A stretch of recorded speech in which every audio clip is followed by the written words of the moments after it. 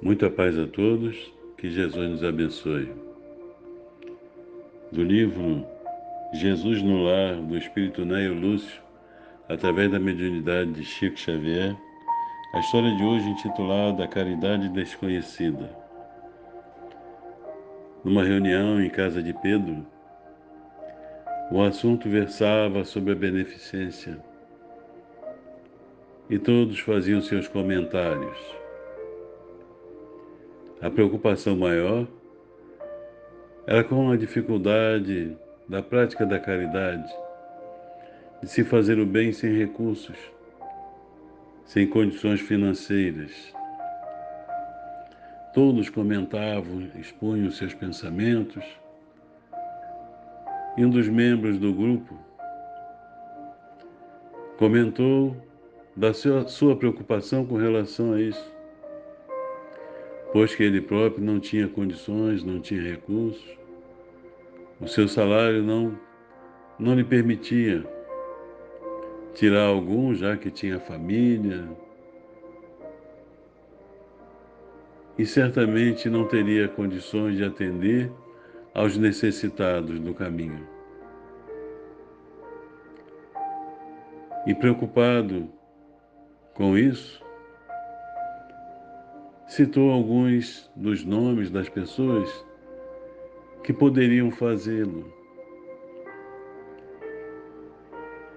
Para ele, somente os poderosos da terra, só aqueles que tinham muitos recursos financeiros, que tinham muitas condições, é que poderiam atender a essa tarefa. Jesus, tomando a palavra, contou que havia um homem que havia sido convocado pelos benfeitores espirituais a praticar a caridade, a fazer o bem. No entanto, este vivia uma situação semelhante àquela que havia sido colocada naquela reunião. Também, por sua vez, não tinha recursos, tinha uma família, muitos filhos, e ele se sentia muito triste, porque não tinha possibilidades de atender aos famintos, de atender aqueles que lhe solicitavam pão. Porém,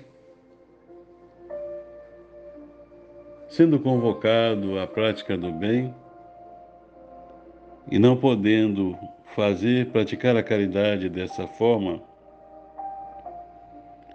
pensou que poderia fazê-la promovendo o bem e atacando o mal.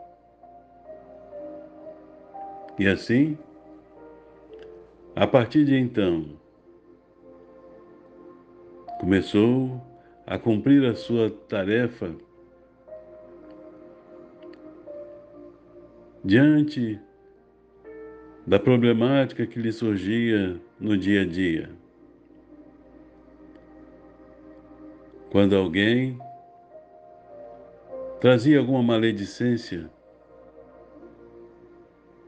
tratava de desfazê-la, defendendo as pessoas que eram citadas, apresentando o lado bom dessas pessoas, para impedir que a maledicência tivesse continuidade. Da mesma forma, com relação à calúnia, trabalhava seguro, ajudando a frear aquele quadro, de maneira que não prejudicasse a ninguém. Quando era ofendido, quando era maltratado, Pensava de que aquela pessoa que o magoava estava enferma e continuava a tratá-la tão bem quanto antes, não mudando a sua postura. A sua preocupação com o bem era tanta que chegava mesmo a tirar as pedras do caminho, das ruas, para impedir que alguém viesse a se machucar. E assim, fazendo bem à sua maneira, chegou ao termo de sua vida e, retornando à pátria espiritual, se viu diante do julgamento divino, muito preocupado com a sua condição, até mesmo temeroso, foi surpreendido com o improvisado e brilhante diadema que lhe foi colocado à cabeça. Muito emocionado, quis saber o porquê, já que ele não tinha feito nada. E foi dito a ele que ele fez tudo aquilo que podia, que ele trabalhou para que o bem se estabelecesse e que o mal não tivesse forças.